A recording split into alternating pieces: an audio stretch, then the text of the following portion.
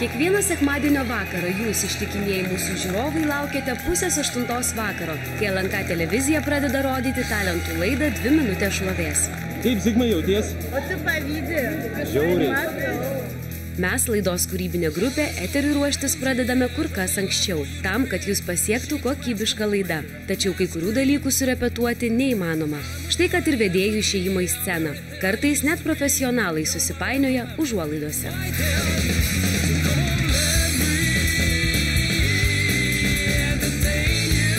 Tačiau jūs eteryje pamatėte tik tai.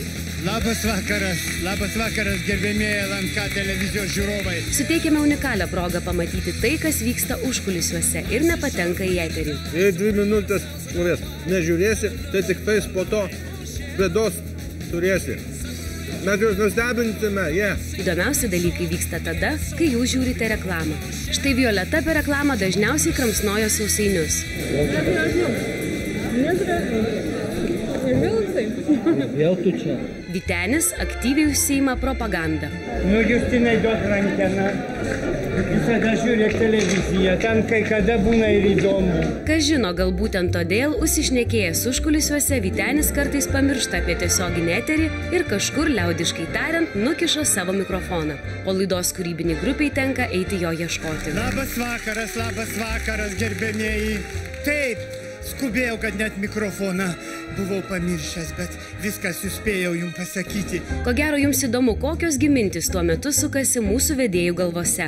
Dažniausiai jie nevengia pasidžiaugti garderobų. Kelnys per daug gražios, naujas nupirkau.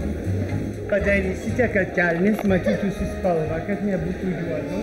Ar prisimenate laidą, kurioje šventėme Helovyną? Tąkart keistai elgėsi ne tik laidos komisija, bet ir vedėjai. Kokioj rolėje esat, Vyteni? Kabzonas, man atrodo. Aš tau Kabzonas, aš tau Adamsas, pagrindinis Kabzonas. Mirga. Nustepsite, tačiau filmuojamos mūsų eterio žvaigždės jaučiasi ne itin jaukiai. Jos pyksta, širsta ir net grasina.